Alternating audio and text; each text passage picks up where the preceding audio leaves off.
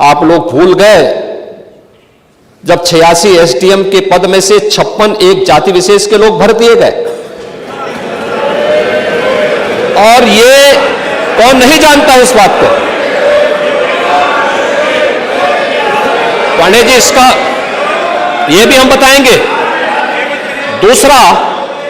दूसरा वही प्रयागराज है, वही प्रयागराज है जिस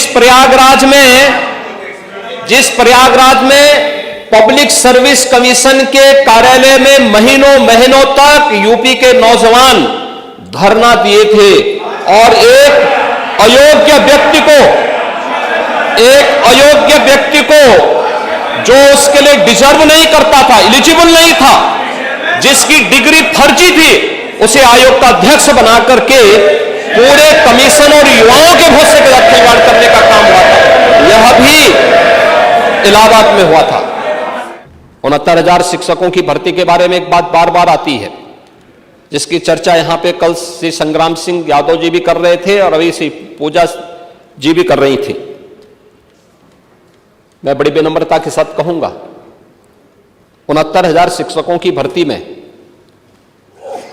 पिछड़ी जाति के 27% आरक्षण के आधार पर 18,000 पद आरक्षित होते हैं और पिछड़ी जाति के उसमें 32,200 से अधिक नौजवान भर्ती हुए हैं 69,000 शिक्षकों की भर्ती में। अनुसूचित जाति 21% आरक्षित, उनके लिए जो आरक्षण की सीमा 21% है और 21% में 12,000 पद उनके लिए आरक्षित होते हैं, लेकिन भर्ती हुई है 14,000 से अधिक। ये चीजें क्या दिखाती है कि अपनी योग्यता और मेरिट से जो लोग आगे बढ़े हैं उन्हें जनरल कैटेगरी में लेकर के वहां का लाभ दिया गया है। जनरल के लिए जो पद आरक्षित थे, जनरल के लिए जो पद थे 34,500, जनरल की भर्ती हुई है मात्र 20,000। ये उन सब की आंखों को खोलने वाला होना चाहिए जो इनके नाम पे राजनीति करके अपनी रोटी सेकने का कार्य करके समाज में बंटवारे की खाई को चौड़ा करना चाहते हैं। और इसीलिए भर्ती की प्रक्रिया प्रदेश के किसी भी नौजवान के साथ कोई अन्याय न हो। एक तरफ सरकारी पद ईमानदारी के साथ भरे जाएं। उत्तर प्रदेश लोक सेवा आयोग 2017 के पहले क्या स्थितियां थी कौन नहीं जानता है, क्या नहीं होता था। आप लोग भूल गए जब 86 एसडीएम के पद में से 56 एक जाति विशेष के लोग भर दिए गए। और ये कौन नहीं जानता इस बात को? पांडे जी, इसका ये भी हम बताएंगे। दूसरा वही प्रयागराज है, वही प्रयागराज है जिस प्रयागराज में पब्लिक सर्विस कमीशन के कार्यालय में महीनों तक यूपी के नौजवान धरना दिए थे और एक अयोग्य व्यक्ति को जो उसके लिए डिजर्व नहीं करता था, एलिजिबल नहीं था, जिसकी डिग्री फर्जी थी, उसे आयोग का अध्यक्ष बना करके पूरे कमीशन और युवाओं के भरोसे के साथ खिलवाड़ करने का काम हुआ था। यह भी इलाहाबाद में हुआ था। तो यहाँ माननीय अखिलेश जी ने कहा था, आंकड़ा भी दिया था कि वो 3 लोग भर्ती हुए थे ऐसे, और आपके सामने बात स्पष्ट। पांडे जी, मैं उसी पे आ रहा हूं। दूसरा उस समय कैसे कैसे लोग अध्यक्ष बनाए गए थे जिसकी डिग्री फर्जी, जो स्वयं एक लेक्चरर होने के लिए एलिजिबल नहीं था। High school 3rd division, intermediate 3rd division, graduation 3rd division, फर्जी पीएचडी की डिग्री, और वह Uttar Pradesh public service commission का अध्यक्ष बन गया था।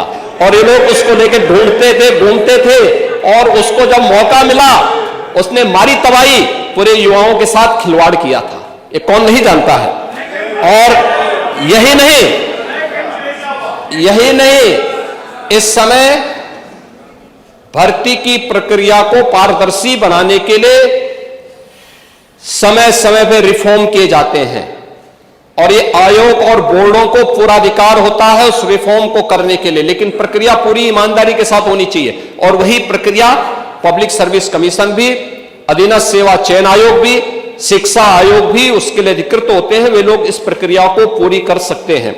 और जब भी उत्तर प्रदेश के युवाओं के हित में इस प्रकार के कदम उठाने की आवश्यकता पड़ती है, तीनों आयोग, बोर्ड या कोई भी अन्य ऐसे बोर्ड या आयोग हैं, वे इसके लिए अधिकृत होते हैं। वे क्योंकि वो एक ऑटोनॉमी बॉडी है, वे अपने कदम को उठाने के स्वतंत्र है, वे कर रहे हैं।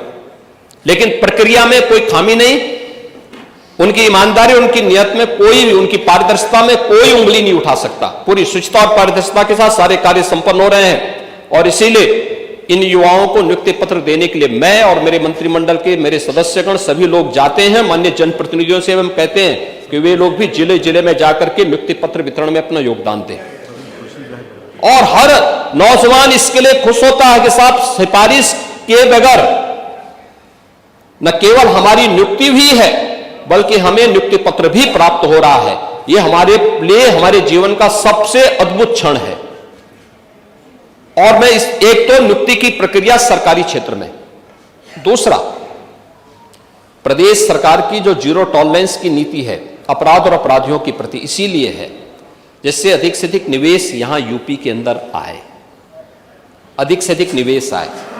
ये 40 लाख करोड़ रुपए का जो निवेश है, यह उत्तर प्रदेश में 1 करोड़ 25 लाख से अधिक नौजवानों को सीधे सीधे नौकरी की गारंटी दे रहा है। 1 करोड़ 25 लाख नौजवानों को नौकरी की गारंटी दे रहा है। और इसमें से 15 लाख करोड़ का अब तक हम जमीनी धरातल पर उतार चुके हैं। 10 लाख करोड़ का पाइपलाइन में है, जिसको कभी भी हम ग्राउंड ब्रेकिंग करके इसको भी आगे बढ़ा देंगे। लेकिन प्रदेश के अंदर जो एक वातावरण बना है सुरक्षा का, बेहतर कानून व्यवस्था का, दंगा मुक्त प्रदेश का, आज उसके लिए देश और दुनिया का हर निवेशक प्रदेश में आना चाहता है, प्रदेश में निवेश करना चाहता है। और इसी का परिणाम है 12 से 17 के बीच में प्रदेश की जो बेरोजगारी दर थी, अनएम्प्लॉयमेंट रेट था, वह 19% से अधिक था। और आज ओझा जी ने स्वयं कहा है कि 2.4 है। ये चीजें दिखाती हैं सरकार के कदम अच्छी दिशा में आगे बढ़े हैं। तीसरा, सरकार ने रोजगार सृजन के लिए भी रोजगार मेले लगाए हैं, स्किल डेवलपमेंट के माध्यम से, पीएम विश्वकर्मा के माध्यम से, विश्वकर्मा श्रम सम्मान के माध्यम से जगह जगह रोजगार मेले लग रहे हैं, जगह जगह कार्यक्रम चल रहे हैं।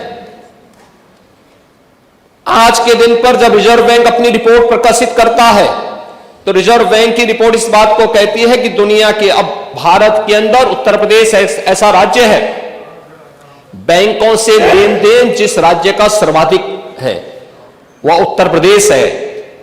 उत्तर प्रदेश का जो सीडी रेशो है आज के दिन पर, जब हम लोग आए थे तब यह 45 से कम था, 44 के आसपास था।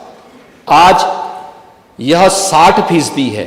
यह दिखता है कि अगर 100 रुपया जमा हो रहा है तो 60 रुपया यूपी के अंदर ही यूपी के नौजवानों को, यूपी के बेरोजगारों को और यूपी के ही व्यवसायियों को यूपी के अंदर अपना रोजगार के सृजन करने, यूपी में नए रोजगार को बढ़ाने के लिए उसका उपयोग इसके माध्यम से 60% से ऊपर आज के दिन पे यूपी का सीडी रेशो है, ये बढ़ाने की आवश्यकता है। हम मानते हैं इसको 75% से ऊपर होना चाहिए भी, लेकिन हमें विरासत में क्या मिला था? 44%, 45% से भी कम मिला था।